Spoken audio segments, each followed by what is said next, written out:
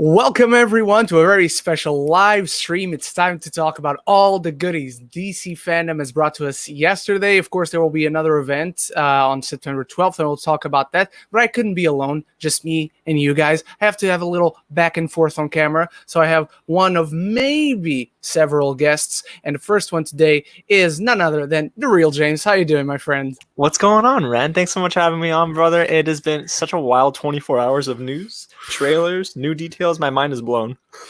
Yeah, tell me about it. Each panel got crazier and crazier because knowing the very short length of the panels, I was like, okay, that's fine. But then they just blew everything out of the water. And what's crazy, Ren, is that in 10 minutes, like for example, the 10-minute Shazam panel, people might have overlooked things because they were looking for the trailer, they're looking for something, but you have to listen to what they're saying because like they dropped so many nuggets. Yeah, for sure. The Rock just knows how to hype people up. I mean, we'll get to that little sizzle in animation that Boss Logic worked on with Jim Lee to give it to us in the narration. But let's start first things first, James. Let's talk about the thing that opened DC fandom. I want to bring this image up. Application window. Here we go. Wonder Woman. How did you feel about the Wonder Woman panel? And well, I guess this is a panel that we got little newest information about, the least new information about, because we'd already seen a trailer. It has been postponed, unfortunately. But this second trailer, how did you feel about in general, about the things that they talked about and what they gave us that was new? So my biggest takeaway from this was you start safe because everyone knew Wonder Woman 1984. The movie's already shot. It's done. It is in the bag. So because of that, they had the most footage. They had the most refined trailer. They had a little bit more, I guess, on Cheetah to deliver. But for me, I think this was an amazing start. It was one of my favorite panels of the day because it just kind of allowed us to get the vibe of DC fandom. We knew it was going to be pre-recorded. We knew we were going to get new trailers, but because they hit a home run with the way they revealed Cheetah, it set a good tone for the rest of the day. Yeah, I agree with you. This was, as I said, it's the one that we got least new information about, but it was nonetheless great, especially for me because I wasn't that big on the first Wonder Woman 84 trailer. I thought it was, okay, it's kind of what I expected going into it, but this one was really, really great. I am not a fan of Cheetah's design. I don't think that will take away from the movie. It has no downgrade on my opinion of the film overall or my hype going into it. Just not a fan of like the fully human face on humanoid animals. Just not into that. But the little snippets of the fight sequences that we get to see look awesome. I feel like Cheetah is going to own Wonder Woman throughout this film, and then this golden armor that she's going to have in the movie, that's the secret weapon that will finally put him on the same level. Do you think when it comes to Cheetah's design, do you believe that's the final design, or do you think maybe they'll refine it now that they've got a little bit of feedback before October? I would like to think so. But I think they should be, even not liking the design, I think they should be more worried about finishing the CGI itself, the animation. Because you can tell it's not finished, but I personally never worry when I see those in trailers, because trailers come out, they still have time to do it in post. Post is usually in big Hollywood blockbusters not closed out until weeks, like 2 weeks, 1 week before the premiere of the film. So they got delayed, so they can work more on it. So again, I don't like it, but I'm not really worried about it as far as the design itself is concerned. That's fair. Yeah. All right. I guess the second one we should talk about should be, let me close this out. It's a panel that going into it was kind of controversial. Everyone, I was wondering, like, are they going to talk about this? Are they going to talk? They didn't. They tried to have Ezra Miller telling jokes throughout the panel, and I'm like, yeah, no one's writing your jokes right now. Please stop. But I thought it was a good panel. I was hyped about the new information that came out about it. Flash is going to have a new suit in the movie. It's not going to be the same that he had in Justice League, and it's going to be designed by Bruce Wayne himself. I thought that it would be Ben Affleck's, but it turns out it might be Michael Keaton's, because the other picture that they showed was The Flash and actually Michael Keaton's Batman in it. How did you feel about this, James? You know, that's a good catch because to be honest with you, I didn't think twice about it. I figured, I know you're pulling up the image now. I figured that this was just going to be a Batman. It could be Yeah. maybe Ben Affleck because I know they announced him to come back, but I know they've had those like little bit of rumor talks about Michael Keaton coming back, and it should have been made official here. I think they should have brought Michael Keaton onto this panel. That was my prediction. But if this is Keaton's Batman, Ren, I think I'd be like over the moon. I think it would excel. I think it would take this movie to another level because it, of course, is going to spawn the multiverse. So I think that would be great. Yeah, I agree. Like, we know, of course, Michael Keaton is going to be very old in this. Do you think that since they are from different Earths, this old Michael Keaton is on the same time that we are, like 2022, let's say? Or do you think that he's older because he is in the future and he's technically not a very active Batman anymore? I think that they would go with the current time. I think that would make a lot of sense for audiences too, because eventually they're going to have to ease us into this multiverse. So I guess giving Michael Keaton's Batman the luxury of, okay, yeah, this is the same Batman when you saw him years ago. It's just it's on your timeline. The Flash doesn't necessarily have to play on a certain timeline, but if they went with that route, I think that approach would maybe ease audiences into the idea of the multiverse. Yeah, I think so too. I questioned it only because there's talks about Michael Keaton coming back for a Batman Beyond movie, and we'll get a new Batman coming in for Terry McGinnis. And I think that would fit better a future timeline, but future for Michael Keaton's Batman is kind of different. So I think, but in the overall picture, I agree with you. I think it fits better that we see it set in today. They also talked about how this wasn't in DC fandom. This was earlier when it was revealed that Ben Affleck is coming back. Batfleck returns, everyone. There was talks that Batfleck, Ben Affleck received the script late last week, like Friday or Thursday, something like that, and he came back to Andy Muschietti this past week, like on Wednesday or something like that, before the news came out, exploded on the internet, and he said yes. He said yes just this week. But Andy Muschietti talked about how Ben Affleck is going to have a crucial role in this story. He didn't say a long role, not that he's going to be on screen a very long time, but he said that his role was essential. James, do you know anything about the Flashpoint story in the comics?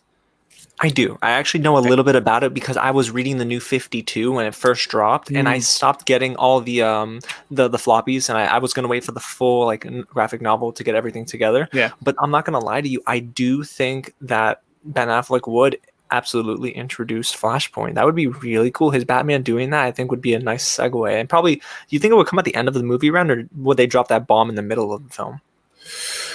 Ooh, I don't know. I don't expect him to see in the beginning of the movie, but if he is crucial, I would say that he comes in the first act, like to kick off the story, because he's got to be involved somehow with the inciting incident. If he is that crucial to the story, what I want to see is that legendary letter scene that Thomas Wayne gives to Flash to give to Bruce on another Earth, and I want to see that with Ben Affleck, because since there's information that Ben Affleck will be only coming back for this film, he won't do any more movies, any more shows.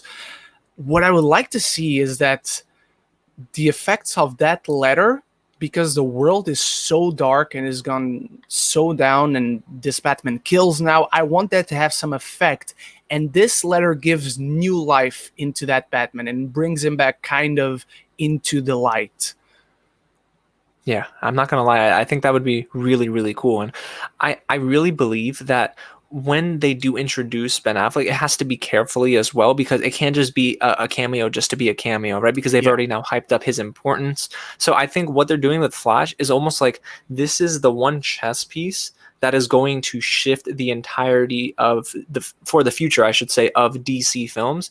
Because for them to drop that little bit of information to say this is going to be like the start of the multiverse, that's not just something light. Like, that makes this movie really important, right, Ren? Yeah, it has to be. Like, I have a few problems with having the Flashpoint as a first Flash movie. It has to establish at least two universes. You have at least two Batman. You have the Reverse Flash. You gotta have the Reverse Flash. Cast Dan Stevens, DC, please. Oh, please. And I don't know, it just feels weird, but on the other side of me, I'm so hyped about this film and everything they've given us so far. It has to be super important. I wouldn't say for the DCU as we know it, but for a revamp of the universe as we know it.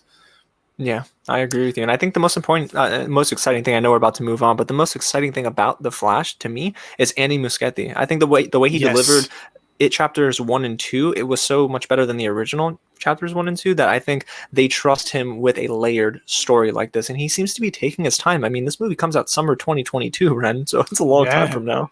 Yeah, it is. I agree with you. He was very knowledgeable in that panel. He's not so much like Matt Reeves, let's say, but he's got more of an reserved attitude, but you can tell that he's very dedicated to this and he's very happy. Question, however, before we move on, James, since we got another event and it's going to be filled with just Q&As, and apparently they're like hour-long Q&As, do you think that in that Q&A they somehow address the Ezra Miller situation?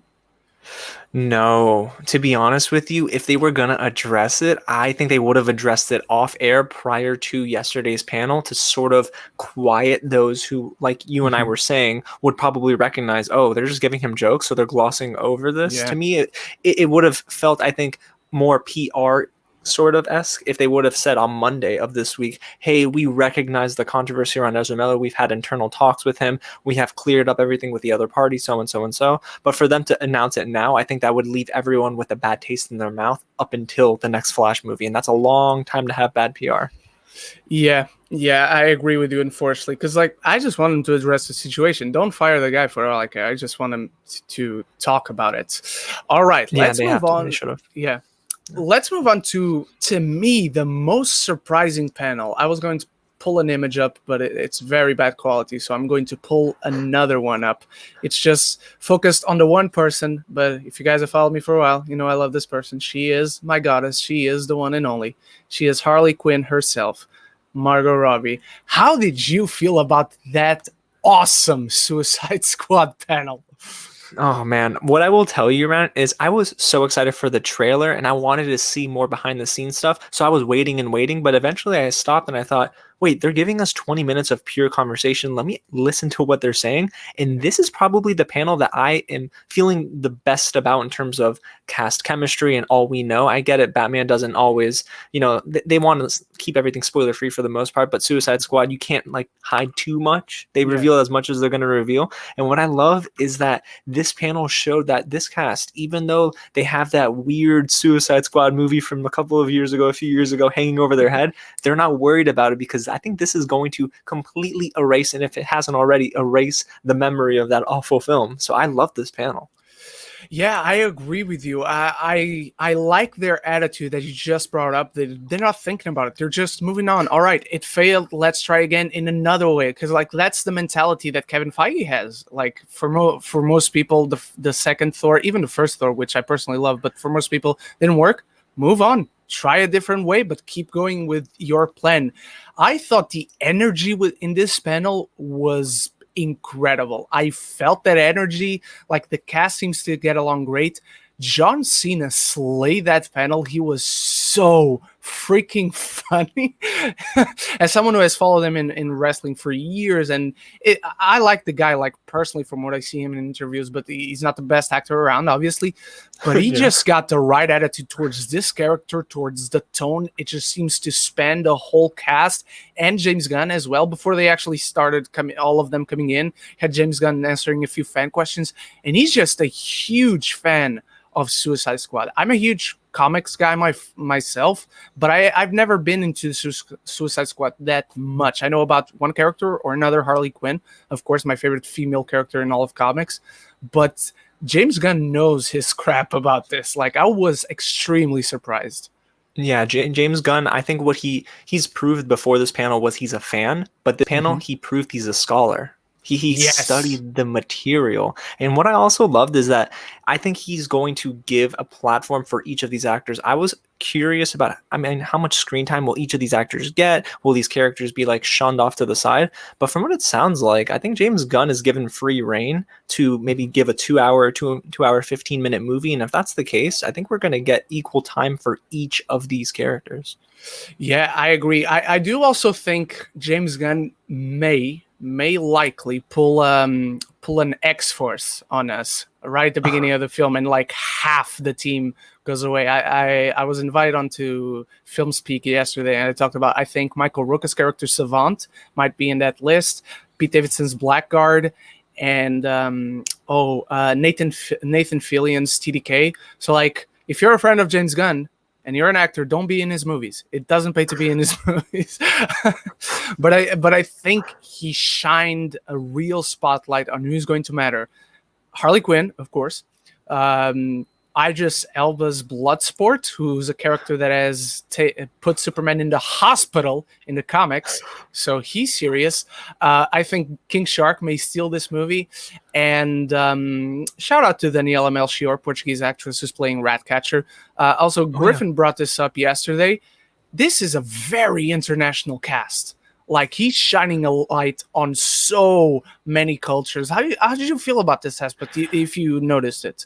I think this is going to be the example set forward, not just for DC films, but for superhero films in general, because I know, like, we've gotten a lot of Iron Mans, a lot of Captain America films, and they don't necessarily feel as diverse as they should have felt sometimes. And I get it. Avengers Endgame, they had that huge scene at the end with the all-female ensemble, just, doing what they do best, and that's just kicking a ton of butt. But I think that Suicide Squad introducing this diverse cast, playing roles outside of just themselves, is going to pave the way forward for a lot of casting directors to think about superhero movies differently. Okay, this is not just about, like, let's just get this plain clothes dude to play a straight man for the entire film, but maybe, like, let's think out of the box. Let's go ahead and maybe cast somebody who we never really thought would work in a superhero movie and just give them that room to shine. And that's what I love about this film so much, and I think the panel proved that.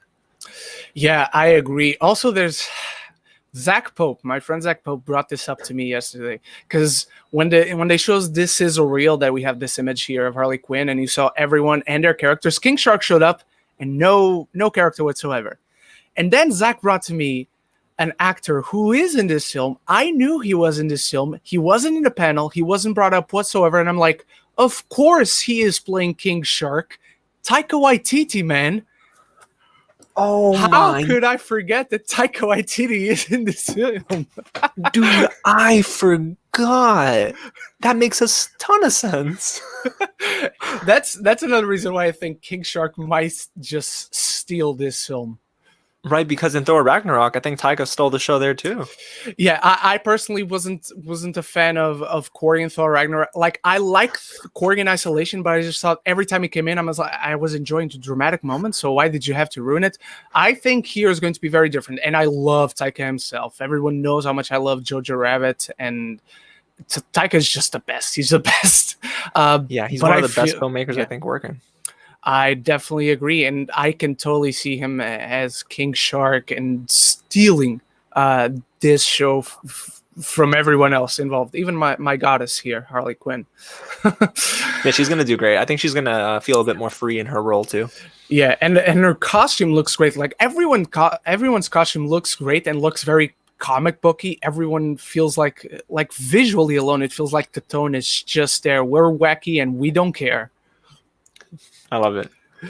All right, let's go to, again, I said that this was the most surprising panel, but let's talk about another panel that really surprised me, especially because not a lot of information was able to come out. We knew that going in, but the information that did come out, and again, the presenter of this panel was insane, and I said this on Twitter, James, but this intro, this narration, this animation gives me major God of War vibes from the original trilogy for the PS2 and 3. Like, look at him here. He looks like Kratos. My gosh. How did you feel about this panel? Okay, can I be honest with you? Yeah, go This is ahead. gonna Go ahead. sound really bad of me as a comic book fan and a superhero fan. So, Ren, I was rendering something on Adobe Premiere Pro, and I missed the first half of this panel. So this is the first time I'm seeing this, Oh, and I'm I, like beside myself, dude. I'm gonna let it play then, as we speak. I know, and it's just concept art, but I'm not gonna lie, I think The Rock can do it. He can pull it Yeah. off, man. I think so too. There are two movies. Like The Rock is my hero in life, personally, and again, I've loved him from wrestling. I think he's become a really good actor. Two movies that I think people should watch to really believe in his acting caliber would be Faster and Snitch. The movies themselves are not great or anything, but I think they show the caliber that The Rock can have as an actor, especially Snitch. Snitch, I think it's a good movie, very solid movie. Faster is okay, but both showcase the talent that The Rock can have. We also had Noah Centineo on the Oh yeah, yeah. on the panel, which I'm very not excited about. And he's playing Adam Smasher. Adam Smasher, I was talking with Zach as well as the panel was going on. I think Adam Smasher is going to play a bigger role than we think. Even as comic book fans, Adam Smasher is just mostly a C-list, maybe even D-list guy. But how did you feel about what they talked about with Adam Smasher, talking about the squats and all that? Yeah.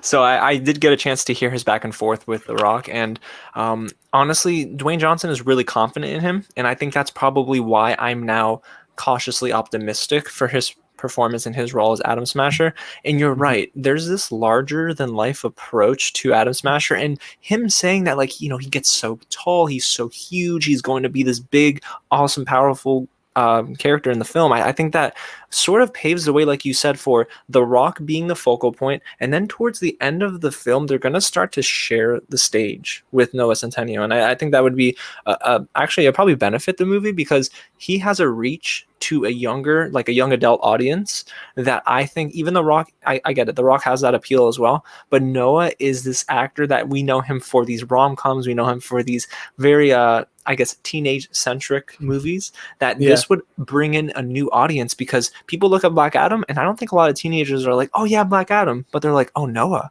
Oh, okay, he's in this. I'm going to give it a watch. Yeah, for sure. I hadn't thought about what you brought up just now, that The Rock trusts him a lot. I have tried to watch him in so many things, even though they're kind of within the same genre or some genre. I have not been impressed. So this is one of those times I hope I am very, very wrong going in. But Noah Centineo wasn't even the biggest part of this panel. There was something else that you flipped out about. Dude, I flipped out about. The Rock retweeted me, so I don't care if anything else goes wrong in my life forever. He's going to do it. Yeah, I don't know, man. I don't know. I've been trying for years. But he brought up the JSA is going to be in the movie. Cyclone, who I honestly haven't heard anything about. Maybe he's a version of Red Tornado or something. Hawkman is going to be in it. Rumors suggest that Alexander Skarsgård will be playing it. I would actually like Alexander Skarsgård to have a bigger role. Maybe even this guy right here, Dr. Fate, is going to be in the movie. One of my favorite characters in DC. One of my favorite not very well-known characters in the wide public. James, you and I went back and forth yesterday a little bit. I gave you a reading list. How are you feeling about, if you have done any small research since then, how are you feeling about this guy in the movie? So I have done a little bit of research. I'm going to try to find those comics and those issues that you recommended to me this week. But what I will tell you is that I feel this character brings a sort of sorcery. Is that accurate, Ron? He brings a sorcery element to this area of DC that I kind of am not too familiar with. But what I like is that it's mysterious. We don't necessarily know too much about this character other than sorcery, and he's powerful. And I love that because I want to be surprised. Yeah, same here. And I actually forgot to mention this yesterday, so I don't know if you know this ever since you did your research, but with Dr. Fate, you actually kind of bring two characters in, because there's the man, and then he puts on the helmet. The helmet gives him an entirely different character. He becomes another person, the spirit that is within that helmet and all the universes that that helmet contains. This is an insanely powerful character. And what I took away from the moment he announced that Dr. Fate would be in the movie and is that Black Adam and everything that he talked and the Rock talked about outside of the characters when he shouted out Wonder Woman, Superman, the entire Justice League basically. Black Adam is going to be a much more important movie for the universe than we initially thought. And I think that's really, really great.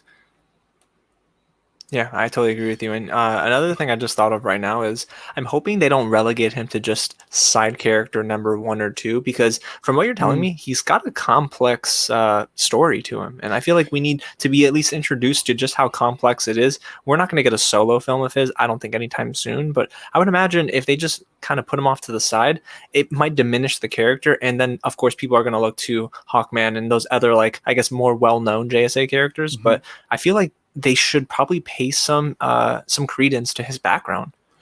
Yeah, I agree. I think this film might be set in ancient times and in modern day. Like, the structure in my head will probably look very similar to Man of Steel, going back and forth in flashbacks in segments. And I think the JSA might have imprisoned or helping imprison Black Adam in the past, as he talks about in that little video. And when Black Adam resurrects and is set free, he's going after them. And maybe they're not even the same versions of these characters that imprisoned him. So that would be very, very interesting. That would be so cool. And I see, the thing is, this conversation we're having right now, I think that's what DC kind of wants, is they want us to speculate. They want us to not know too much about the character, but get excited enough to know that, hey, if these fans loved Guardians of the Galaxy and they didn't know much about that cast either, they're going to love the JSA and some of these characters we're introducing in Black Adam. Yeah, I agree. This movie just, it immediately shot up to my second most anticipated, outside, of course, something we'll talk about later in this stream. All right, James, there's one other panel that we got to do before the main event, let's call it that. And I know what you're talking about too. It's the one we were expecting. It's the one that unfortunately was leaked before time. Let me just respond to a message that might bring us another guest. Nice.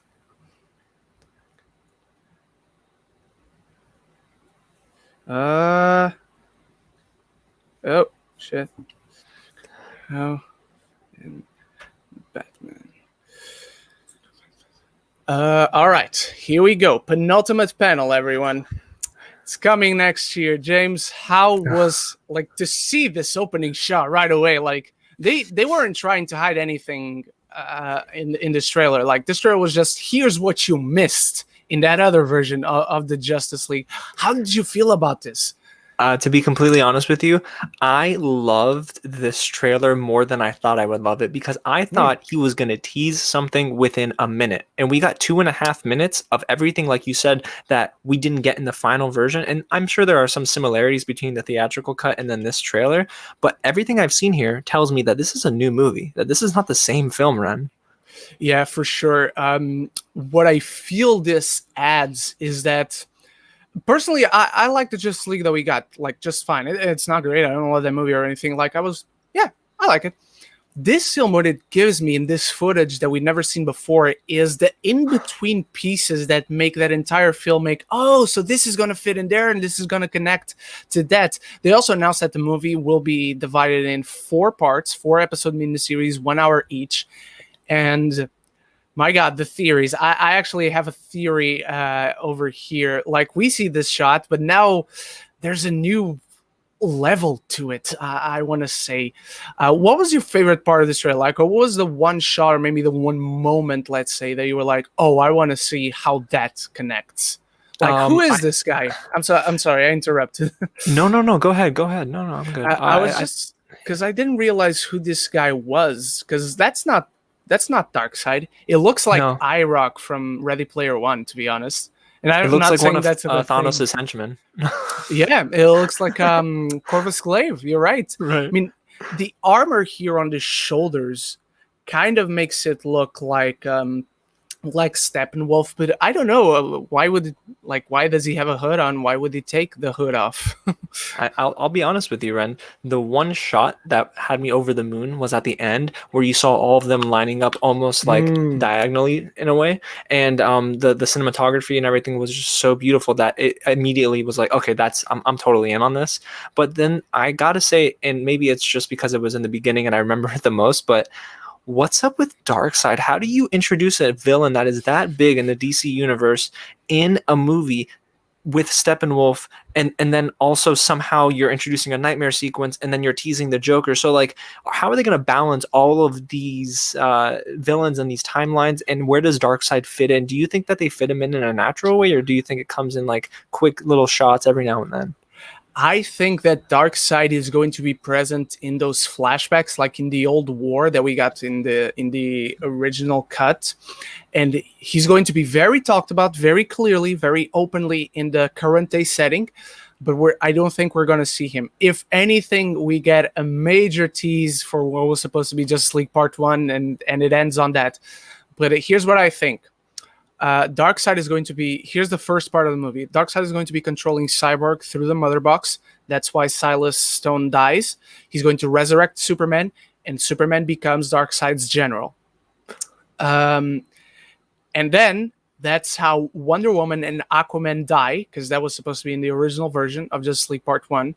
And then the overall second part is Flash going back in time to that scene in Batman v Superman, warning Batman that he has to resurrect Superman before Darkseid, and that Lois Lane is the key. Because even as we saw in the original Justice League that we did get, Lois Lane is the key. Because like when she gets there, Superman goes like, "Oh, I was going crazy." And then I think essentially Darkseid still doesn't come, and we get that moment that we see in this trailer of Superman punching Steppenwolf, and we get this, but eventually Darkseid comes on, and that's when it ends. Oh, I love that theory. I think I'm gonna ride with that because it sounds logical and it makes a lot of sense and clears up that confusing scene for many in Batman v Superman. Like, why did the Flash reach back for Bruce Wayne? But yeah, that makes a ton of sense, Ron. My goodness. Yeah. I'm also really happy. It's a small moment in the grand scheme of things, but I really like that we get to see Kiersey Clemens as Iris West, and we see a little bit of her relationship with Barry Allen. With her look, I think that's the first time they're meeting, or at least the moment she's finding out he's the Flash, if anything. I think it's the latter for sure. Yeah. Yeah, and then another thing, Ren, I'm sorry, I know we're about to move on, but Go ahead. The one moment of dialogue I think that made me confused, but in a good way, is at the end where Ben Affleck's character, of course, Bruce Wayne and Batman, says, "Hey, he's never fought us united," and Yeah. I wanna imagine that somebody had an issue with that, and did nobody say no? There's no issue here. This is a great line of dialogue, because how the heck didn't that make it the theatrical cut? Isn't that like, that's the one line that you sell an audience on? Yeah, I agree. Honestly, I didn't even think of that, but you talking about it's like, yeah, that's very right. How do you not put Batman as the captain of this team? Like, it's insane. Like, again, as someone who likes the original Justice League that we got, it's insane certain decisions that I see now that were cut off, because that movie has so many gaps that just don't make sense, bigger than the ones I already realized without seeing this. But James, it's time for the main event. Oh boy. I need to catch my breath already. I was not ready for this. None of us were. Oh, the Batman. Like, what a trailer. This, it feels weird saying this out loud, but this is Fincher, but dark. And we already know how Fincher is dark. You're right, though. You're absolutely right. I love how this is not only the genesis for the Batman, this is the genesis for the Gotham, this is the genesis for everyone. And this is from what Matt Reeves talked about, and he was so enthusiastic, he was so knowledgeable, he was so attentive to each detail that composes this overall film. I love this moment where you see these boots. If you didn't see the cape, you wouldn't know that's Batman. I love that. I love that this Batman is not fully formed. There's a moment we'll get to in the trailer. How did you feel about this trailer? Did it surprise you? Did it overall blew your expectations away?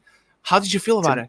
To be honest with you, Ren, so I had a level of expectation. I knew we were going to get new footage, and I knew we were going to somehow get teased about like Batman himself, the character, but I didn't think that they would show us not only the suit, not only James Gordon, not only Paul Dano's Riddler, but also they teased Penguin, and it was quick at the end, but they teased Colin Farrell's character, and I thought to myself, Ren, this could be the movie that kind of, not I want to say puts Batman on the map again, but it's going to deliver a Dark Knight level amount of hype, because there are a lot of people that have given up on Batman because it's just for kids.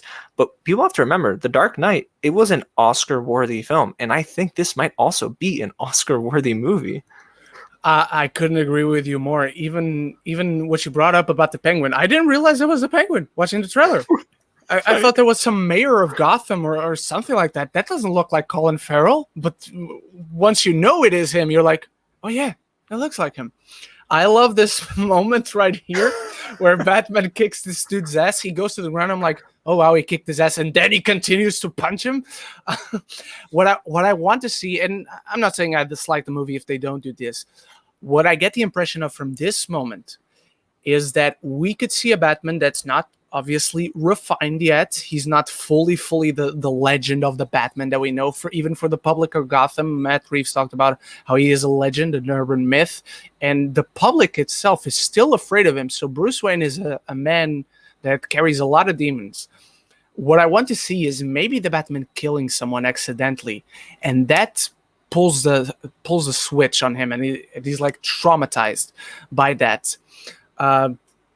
How do you think they're going to approach the growth of the character, being that he is in this Genesis?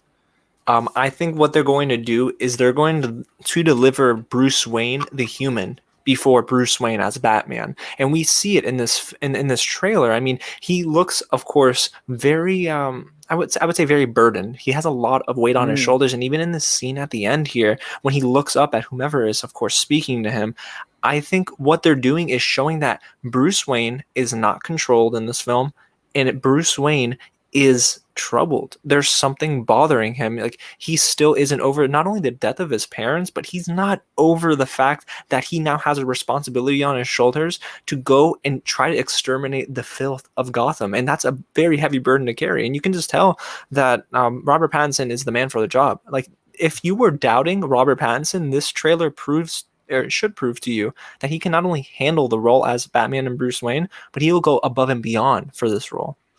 Yeah, I couldn't agree more. Every shot of Bruce Wayne in this, just not Batman, Bruce Wayne, shows me this man is very much out of control. He's in over his head, and I love seeing Batman having that feeling, because it's very not common. It's not usual for us to see a Batman that is out of control, and most of all is being chased not only by the Riddler, James, but something that I noticed later. And wow. Did you tweet about it? Did I see it? I tweeted about it. I tweeted about it. Matt Reeves ain't fucking around, everyone. He's teasing the Court of Owls. Oh, and it is insane. This is an awesome run by Scott Snyder. Yes, another Snyder doing Batman. This time in comics. This is a run.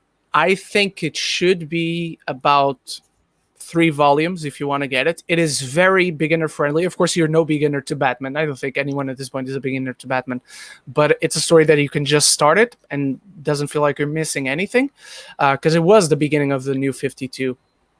And I wasn't the first one to notice it. I caught a tweet that said, "Is this the Court alphabet?" I'm like, is it? Then I went on my research and I translated it, and this right here translates to Gotham belongs to us, which immediately sparked a light bulb in my head, because Matt Reeves talked about how Bruce Wayne is going to be very involved and being chased because of something connecting to his family, and that is the Court of Owls. Matt Reeves is doing this on the long run, everyone. Make the Batman make money, because I want a trilogy. I want the Court of Owls. James, do you know anything about the Court of Owls? This is new to you, and now are you curious to know more about him? So I know I asked you for reading recommendations, but what I will tell you is my freshman year of college, I sat down and I just read the heck out of this run by Snyder. Yes. I love Court of Owls. I love it a lot because growing up, Batman was always this larger than life personality, and when he went ahead and put on the cape and the mask, he was someone who could just beat you up no matter what. You could be Superman, you could be Wonder Woman, he would win. So what I love about this run of comics is that it showed that Bruce Wayne and Batman are nothing compared to the Court of Owls, and they can be beaten psychologically and physically. So it introduces a new layered approach to the story. And I think they don't even touch upon Court of Owls in this film, Yeah. but there's supposed to be a trilogy, right, Ren? So if there Mhm. is a trilogy to be had, oh man, I think that they go ahead and deliver Court of Owls and it shakes the entire universe. Yeah, and it takes Batman to his core. I agree with you completely. I think in here they just plant seeds like this. We see like the characters don't even notice what there is, but we'll be like, oh, I see that. The second film, I think they should play a supporting role, and then the third film is when it explodes. It's all Court of Owls, Batman being tortured for 2.5 hours, and I cannot wait. Like every little detail that I notice about this trailer after watching this trailer repeatedly, I'm like, yeah, this just gets better and better. Like they finish off in the best way possible. And I know that Matt Reeves revealed that there are only 20 to 30% of the film shot. Like he only has that much Yeah, photography film. Now I'm sure they have to go do reshoots. But this sure. trailer revealed 20 to 30%. But there are multiple settings here, Ren. So do you think that before this pandemic, of course, was in full spin, that they had most of the hard, like the groundwork laid out and done, and now they just have to go back and film everything in between? Because 20 to 30%, and we get all of these Easter eggs in this fight scene and then the Batmobile chase scene. Like, Ran, I don't know. That sounds like more than 20 to 30% to me. Yeah, it does, and it feels weird because we have a lot of interior shots, and of course, I'm sure second unit was handling like the wide shots on the outside, but when you go into making a film, for those who don't know, you start by going into the outside, the open locations, because that's the least controllable aspect of filmmaking. You can predict the weather. It might be sunny one day, might be raining another. You don't know. It might be more expensive on one time of the year and least expensive on another. So it feels weird that we have quite a few outside locations. We also have a lot of interior. You have the opening scene where they're all in this room, and you have all these clues. You have Bruce Wayne in his cave. So I don't know. I don't think this movie is nearly completed, especially because with every big movie, you do reshoots, you plan that even before you do principal photography, but it's got to be more than 30%. This is not 30%. No, man. There's just too much to take away. And, I had this thought too. Could this be the most beautiful in terms of cinematography? Could this be the most beautiful Batman film that we've gotten? Ooh. I love, I'm sorry. I love, like, I'm not even going to say The Dark Knight. I love Batman Begins visually so much, but it's so different. It's hard to say. Ah, I don't know. I'm gonna tap out on this one for now, my friend. I think I'm just so sold on this, and I think Yeah. I'm so sold on the cinematography and the direction that this, to me, not only has potential to be like the most beautiful Batman film, but I think it has the most potential to be quite possibly the most well received trilogy, not only just by fans, but you have Robert Pattinson, you have Jeffrey Wright, you have Paul Dano and Colin Farrell. I think a lot of people are going to look at this and be like, oh, yeah, this is my favorite. Recency bias, of course, comes into play. But there's something about this Batman that is not only just so different, but it speaks to the human element of Bruce Wayne that I think people are going to look to this and think about it a little bit deeper and say to themselves, oh, hey, I can relate to this Bruce Wayne. Couldn't really relate to Christian Bale's because I'm not rich. But this Bruce Wayne, oh, he's depressed. He's going through a lot of mental health issues. Like, I can kind of get on his level. No, I completely agree with you. I like the human side of Bruce Wayne in Dark Knight Trilogy more than most. I'm not saying it's perfect. I just see more into that. But I agree with you. This is another level. Because what's missing from the other from Christian Bale's Bruce Wayne in terms of of relatability is the fact he's fully formed. He's a guy that, apart from the beginning of Batman Begins, he's got the company, he's got everything. Yes, he's got enemies and people of Gotham are in danger and he suffers for that. But this is someone who's spiritually broken by the people he is trying to protect. Like the Batman, apart from the villains themselves, doesn't have a lot of issues in the Dark Knight trilogy, and that works for that movie because that was not what they're trying to do. But this has another level to it, another level of personality, another level of depth. Like Matt Reeves also talked about how the Gotham PD is going to be very involved in going into the corruption of the police department itself. I think Matt Reeves is doing something that we've never seen. He's doing a Batman movie, but a Batman movie that's about so much else. Yeah, I agree with you. And you know what's crazy? When he touched up on how Gotham PD is going to play such an important role, I immediately thought, have we gotten a Batman on screen that deals more so with the police work than the actual, like, a Batman fighting crime? Because we've seen those movies before, but I feel like we've never gotten a movie that kind of just shifts and says, this is a detective thriller whodunit type of murder mystery film. And I don't necessarily know if we have had that before. No, at least in live action, no, we never did get that. I don't think any Batman at least didn't dive into that far enough. They always established a relationship, and he keeps in touch with Gordon, and that's it. But I think like the scene itself of him being in that room with the entire police department looking at clues, he's like, do you know anything about him? He's doing police detective work right there. He's being the detective, the greatest detective in the world. Outside of Hercule Poirot. You know, it's funny you bring that up about the whole detective work and police work and him actually being hands-on.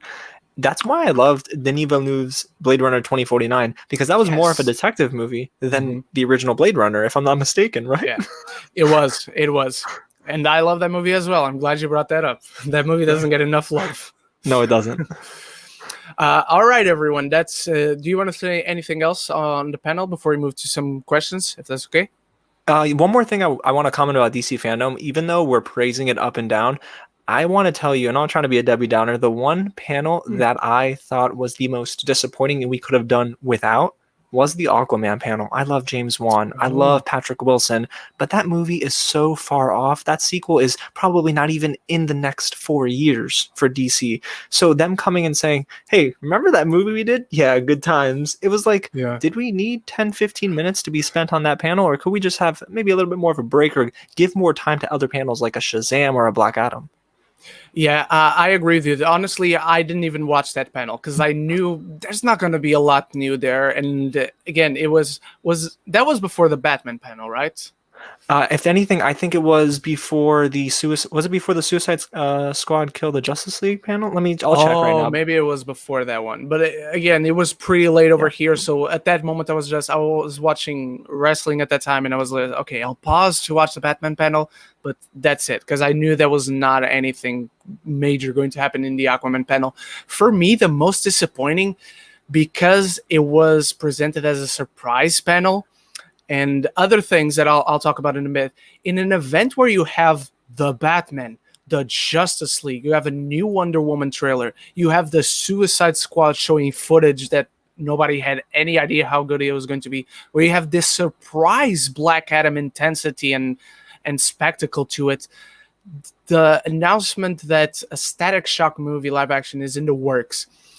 Not only do I think it's I don't want to say lame, but I can find a better word. I think it's cheating, let's call it that it's presented as a surprise panel. But the panel itself, I was watching it, and it was Mark Bernardin, Phil LaMarr, who I love, and other creators. And then they mention that they're doing a movie, but it doesn't feel like that's even a big announcement. They just all, oh yeah, we're developing a movie. Okay, cool. And they moved on with the conversation. I'm like, okay, so was this as a surprise panel? At the time, I was like, is the surprise panel still happening? Was this it? And what's it about? Because I didn't get it. It completely flew me by. Yeah, I totally agree. I think the biggest takeaway, of course, was, oh my God, like a big part of my childhood is getting a live action adaptation. But for me, that could have been a tweet. Is that weird Yeah. to say? Like that could have, because there's not, like you said, there was not much more to that panel other than, hey, Static Shock movie, awesome, dude. Moving on. It's like, whoa, that's a tweet. You could have just put that on social media unless you wanted to focus more on it, reveal some concept art, some early drafts. But no, that was just a weird drive-by. And I thought to myself, okay, this is the one thing that could make fans upset is let's reel them in. And there you go, bye. It's like, no. You got to give them something to stick around for the full length of that panel. So yeah, I would agree. That was probably one of the more disappointing panels of the day.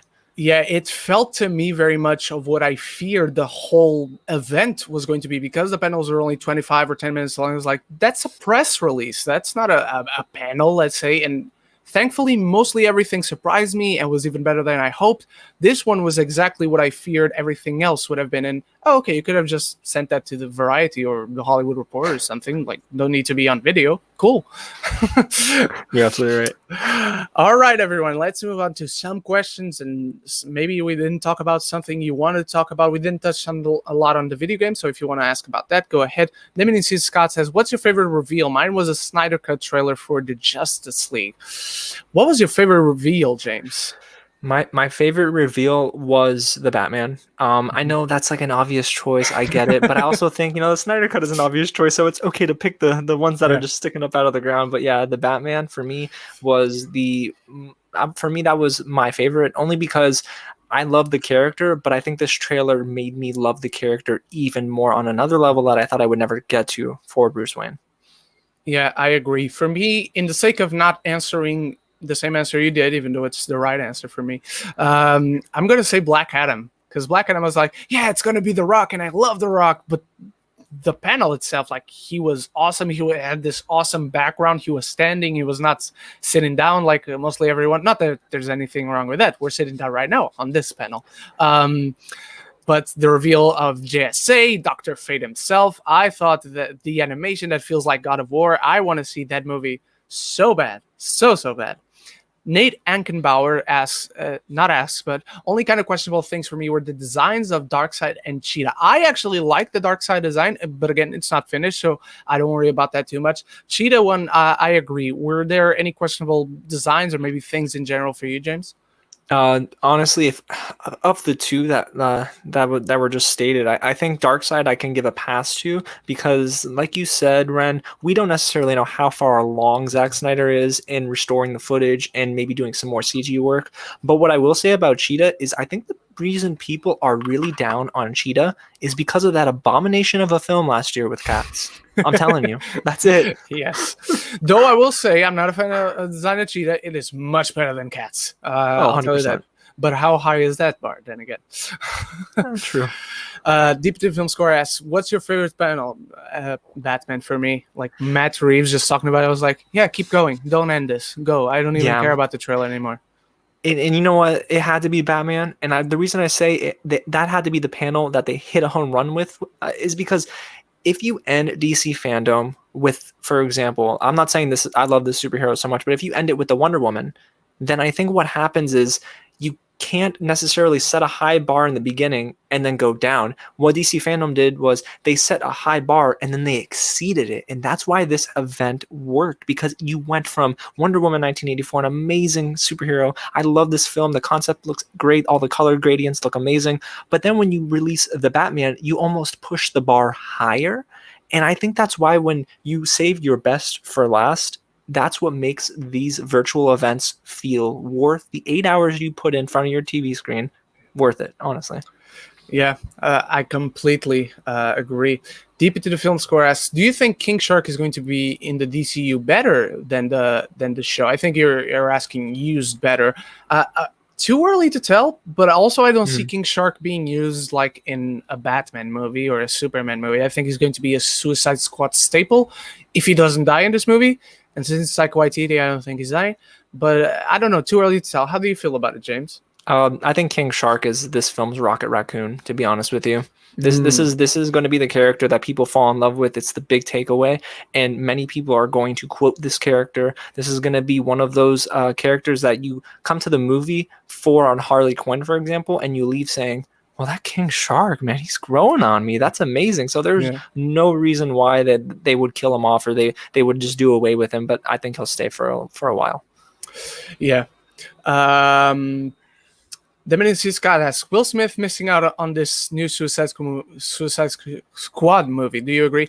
I think he wasn't even written into it, or am I wrong and they just couldn't put him in the movie because of scheduling or something? No, I think it was said, I think, that he had scheduling issues, that he couldn't come back. But can I be completely honest with you? I Go think ahead. what they wanted to do was totally separate this Suicide Squad film from the 2017 Suicide Squad film. And they had to do it by taking out some key players. And Killshot is a huge character. So what did they do? They took out Killshot. They kept Margot Robbie in because of Birds of Prey. There's a little bit of a lineage there with the DCEU. But what I will say is that Will Smith probably didn't even want to do this film. Can you imagine going and seeing Suicide Squad years ago and then saying to yourself, wait, this is not the movie I saw on the cutting room floor. Where's the Ayer cut? Like, what happened with that? And I can imagine this would not be a pleasant experience for him to go through it again. So they probably just didn't really push too hard for Will. Yeah, I agree. Frank C. Graham the fourth. That Steppenwolf redesign looks way better. Here's what I'm going to say. I think the design itself is better, but at the same time, I didn't dislike the other Justice League design. I think the animation was crap. The animation was what killed it, because the design itself, it's fine. If they had animated it better, I would have been fine. But I agree. The design looks way better. How do you feel about it, James? I agree with you, actually. You know, I never really viewed it that way either, where the design looks good, but if you have to animate it properly. So if you don't necessarily animate it properly, it's going to look bad regardless. And I never had an issue with Steppenwolf in the original Justice League either. I mean, I had an issue with the entire film, but I don't think that Steppenwolf is necessarily the weakest part of that film. I just think because it's within the context of that movie, everyone feels that, yes, Steppenwolf was awful and this new one's going to be much better. Yeah, for sure. Nemenician Scott asks, do you think this Batman movie will outshine the Dark Knight trilogy? Oh. I don't know if it will outshine it, but I think it's going to be so equal in quality that they both stand on its own world. Both will give you something different depending on what type of Batman you want to ask. And I think that's the best aspect possible for it. How about you, James? Okay, so what I will say is, I know we teased talking about could this be like potentially a better franchise than the Nolan Batman movies, but what I will say is, as of now, I don't think it's fair for us to say yes, it will be, because The Dark Knight is the first superhero film that transcended fandom and got into serious Academy Awards considerations. It became a movie that people studied, not just necessarily went and said, oh my God, this is great, I love the action. It was, oh, look at the study of Heath Ledger's Joker. Like, look at how he went and prepared for that role. So that's honestly what paves the way forward for this Batman movie. So if we don't get The Dark Knight, I don't think we get this Batman. Yeah, I agree. I hadn't thought about it, but I agree. But before we move on to the next question, since you brought up Joker, who would you think, now having seen this trailer, who would you cast as the Joker for a future movie in this? I have one, but I want to let you go first. So I had thought about it, and I can tell you confidently that I almost want it to be someone who is a little relatively unknown to a degree and have them shine in this role, because everyone was poking fun at Heath Ledger. It's like, oh my God, he's just the pretty boy, right? No one, no one kind of counted on him. So I kind of want an actor that people count out as well. And then I want them to outshine everyone's expectations. Yeah, that would be good. I have a name, and it is known, but he's worked with Paul Dano. I think, off the top of my head, I think that's it, but I think it's very telling, and I think he'd be a great Joker in this type of world, under this direction that Matt Reeves seems to be going in. Jake Gyllenhaal as the Joker here, I think would be an incredible foil for Robert Pattinson's Batman. Oh man, I can kind of see it, especially with his performance in Nightcrawler and how he was able to develop this psychotic attitude towards the character, and it almost felt like that wasn't Jake Gyllenhaal. I can see him getting lost in this role too. Yeah, and now that you brought it up, even the look, not the colors itself, but the look of Nightcrawler feels very similar to this look of Batman. It looks old and almost grainy in visually, even though there's no grain about it because of course they shot it digitally, I think. but I think it'd be such a good fit. Like I can see him in like the lineup of actors. I can see him fitting in there, and now no one batting an eye. Totally agree. All right, SPC Bird, thank you for being here, man. Would you guys say that this is the right time for DC to make its impact since there's not really any interesting MCU films for a while? I'm excited for the future of DC.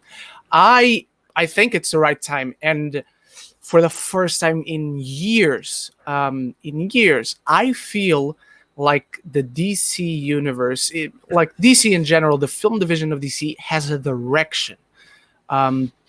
And they know where they're going and they're fully committing into it. Not everything's perfect. It can't be. That's okay. Everything is really good, really solid. I can see where they're looking ahead at. How do you feel about it, James?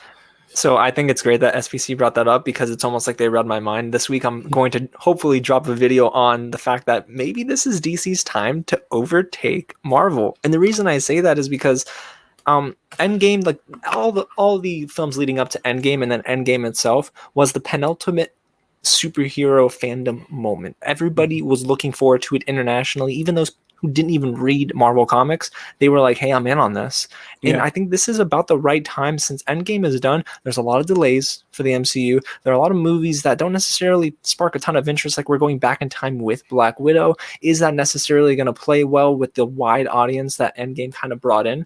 And I've always thought, okay, DC needs to get a creative chief officer that can, of course, like you said, paint a clear direction. And if they can do that and plan out their films, announce them, tease them, but plan them out and don't rush them to production, I think this could be the entire, like, this is what DC fans have been looking for. So this is the idea from the jump that they missed out on. But now that Endgame is done, I think the MCU starts to get a little bit lower down the ladder, and then DC starts to get a little bit closer because of all these films that are planned out.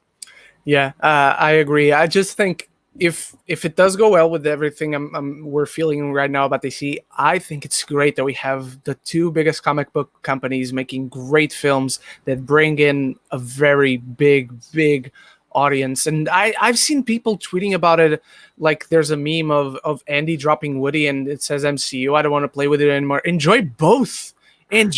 Both. Why do you have to choose? Jesus. I agree with you. All right. This question is interesting because now that we've seen the trailer, I have very different opinions than what I might have said before. What other villains do you want to see in the new Batman trilogy? James, I'm going to give you two answers.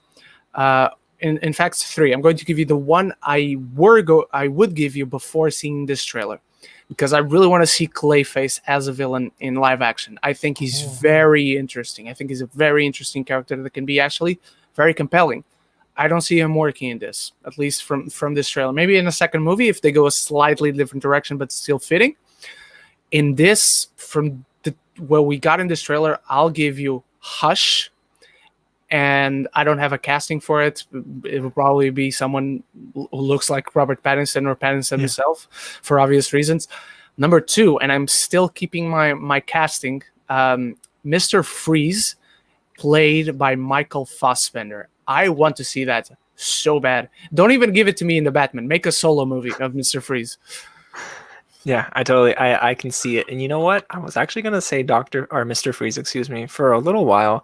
And then I saw the trailer and then I thought, well, I wonder how that would play in a more realistic Batman setting. So my default answer now, and it's been one that I've wanted to see on the big screen for years, Ren, is Poison Ivy.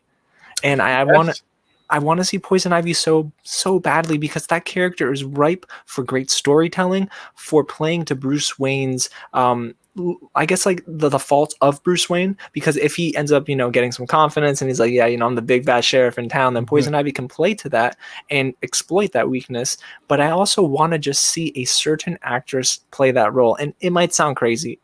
And you can tell me if I'm crazy, Ren, okay? Toni Collette. Oh, that's good. That's one I wouldn't think about, but I have no problems with it. I don't think you're crazy. She can do it. Yeah, she's zany. Like you saw Hereditary, dude. Oh my god. Yeah. Even as not the biggest fan of Hereditary in the world, I thought she was brilliant in that, and I just love her overall. I can't wait to see her in that new Netflix movie that's coming out in a few weeks. Oh yeah, same. Scott Cluna, let's talk about video games. What were your thoughts on the Gotham Knights game reveal? Personally, Suicide Squad Kills the Justice League reveal surprised the hell out of me. Funny how they had better chemistry than the 2016 film did. Very true. I really like Gotham Knights. I gotta tell you, I saw the trailer, and I thought the Robin in it was Tim Drake, a character I'm very indifferent to in the comics, but it turns out it's Damian Wayne, a character I despise in the comics or in any other medium. So it turns out I only care about 3 characters in this game. I won't say the Gotham Knights trailer impressed me, but I'm always up to playing Gotham, and playing with the Bat family sounds awesome. I can wait to play as Red Hood. And I liked the Suicide Squad Kills the Justice League. The premise is not necessarily my cup of tea. The Suicide Squad as characters were never the most compelling to me or the most interesting, apart from, of course, Harley Quinn. But I like it, and I'm sure going to play that game. How do you feel, James? So I have conflicting feelings on Gotham Knights. And the reason I say that is because when I saw them introduce those slate of characters, I thought we're getting a linear storyline in an open world Gotham that will see like us switch between characters. And while that might still be true, and I know they said it'll be single player co-op experiences, yada, yada, yada, I have a weird sinking feeling that this might turn into a games as a service to a degree, and they wouldn't have revealed it if it was anyway yesterday. But I start to think of Marvel's Avengers, and I know Crystal Dynamics is a great studio, and I trust them with that product. But can I be honest? I don't necessarily like the idea of needing to always go and grind for these different things and then get back to the storyline. I'm a single player storyline kind of guy now, not necessarily a multiplayer co-op person. So I wanted more of a linear story, and I think this approach is going to open the way for it to be a games as a service. And if it is, I might tap out. Yeah, I agree with you. The co-op necessity, I guess I'll say, left me kind of okay. I'll wait. I mean, it only comes out in 2022, so who knows what changes until then. But I agree with you generally. Scott Cluna asks, I think the whole event was an overall success. Do you think that this will be the beginning of DC fandom being a yearly thing and DCWB not doing Comic-Con anymore? I don't think immediately. I don't think like next year they pull out of Comic-Con and they just do this, but I can see it happening in the future, like in the next 4 or 5 years. How do you feel about it, James? What I think they do, I don't know the numbers. I don't think we've seen the numbers of the viewership for this, Ren. I think we'll probably know on Monday or Tuesday about how many millions tuned in. But what I will tell you, Ren, is that I think they do both. They split their time. They send some properties that aren't necessarily the most hype to San Diego Comic-Con. And what they do is they announce, hey, we got a couple more surprises for DC FanDome 2021. Tune in right after Comic-Con for those who couldn't attend the big show. And if they do that, what I think they do is eventually start to slowly but surely migrate to this virtual space. And I would imagine that, you know, the competitor, Marvel Studios, they would look at this and say, you know what? Maybe we might need to hop on board with this too, because if this was a successful weekend for DC and Warner Media, you can bet your bottom dollar that Disney and Marvel Studios are like, you know what? Let's do a virtual event on Disney Plus. Let's get people subscribed to our platform. Yeah, I agree. One thing I am afraid if they try to do that, something at Comic-Con and then something at Fandom, is that both kind of feel like they're too little. Like it feels too little to be worth it going to Comic-Con, and then it feels too little for there to be a DC fandom as a whole. That's the one thing I'm afraid of, but I'm sure they can figure it out. I was trying to figure out in my head, like, would they put just the TV stuff on Comic-Con, but like there's just the TV stuff, and then video games and movies on Fandom.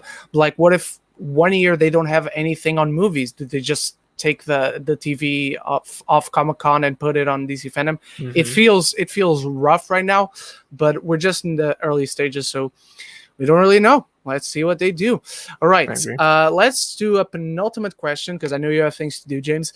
Ren, is that a possibility of they will follow the Court of Owls, Night of Owls storyline? I'm not sure.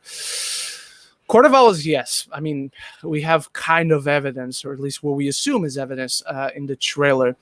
Night of Owls, I talked with Zach yesterday. I think that I could see them, and with Matt Reeves involved, I could see them doing for HBO Max a Talon series, because after the Court of Owls and Night of Owls, there was a mini run, a small run, because it wasn't very successful on Talon.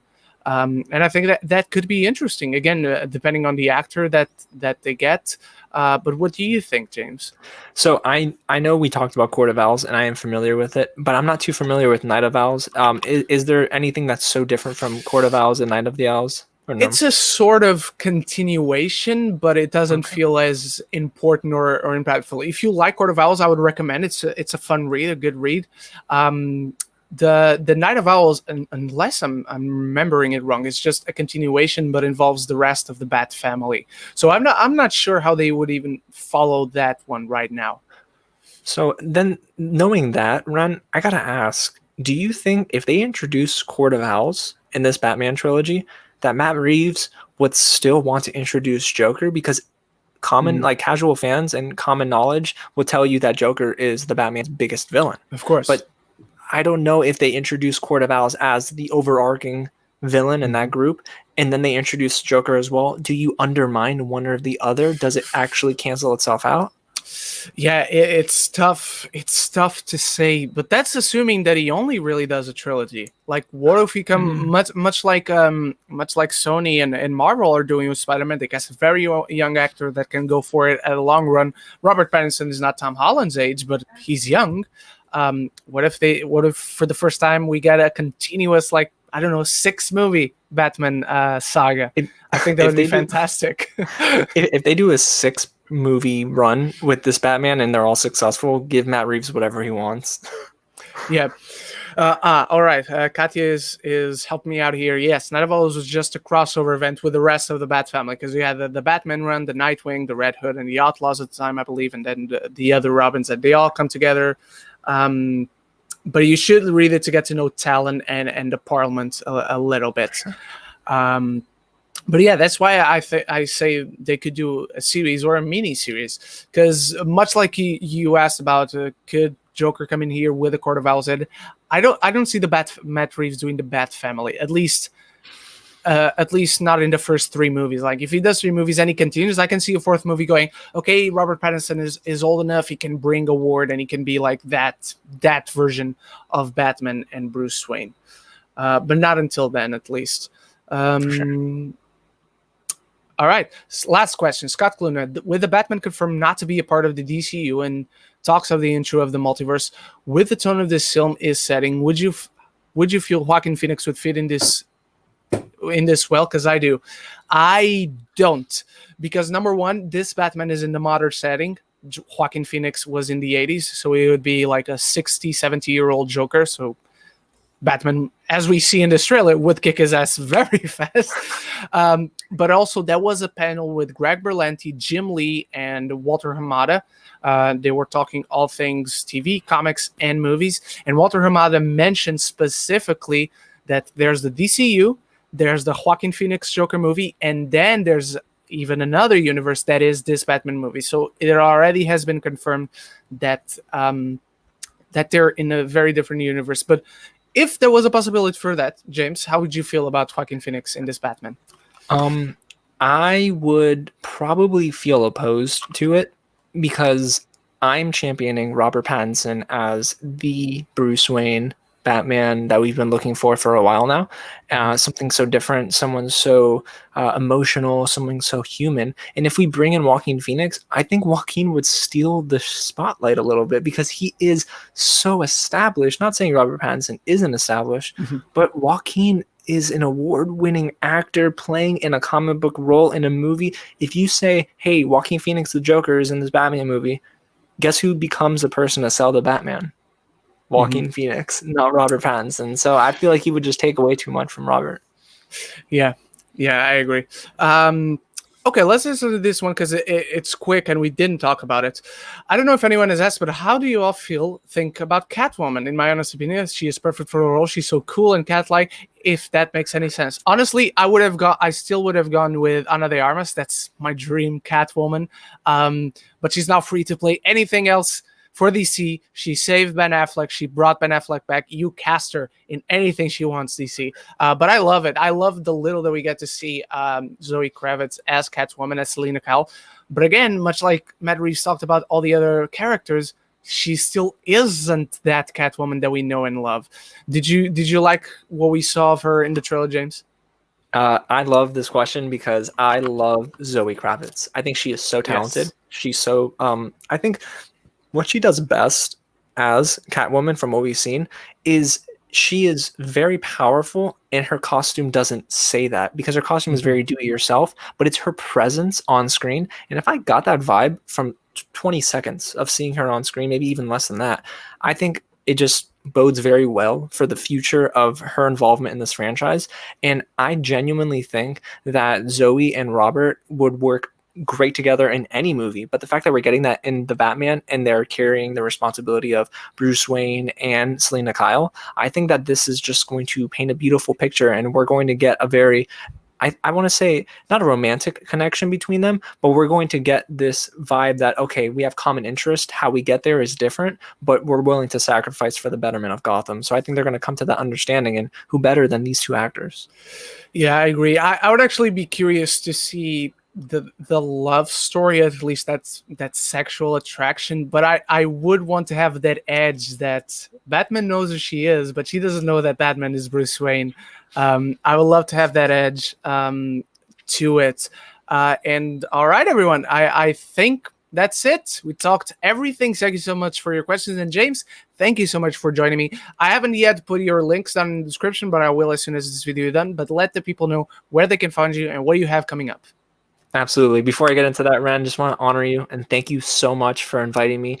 Thank you for just working hard to cross collaborate with different content creators. And Of course. you work so hard. So I believe that you deserve this platform and more. And I just believe that the best is ahead for you, brother. So I'm really proud of you. Much. And I'm just so grateful to have this time. But for those who want to follow me and my the platform that I'm building, of course, you can find me at It's Real James on social media, REEL James, and here on YouTube, just search Real James. And I get into a ton of different reactions, reviews, and I'm building an audience that I just love to have conversation with. So if you want to come talk movies and TV as well, I'm your guy.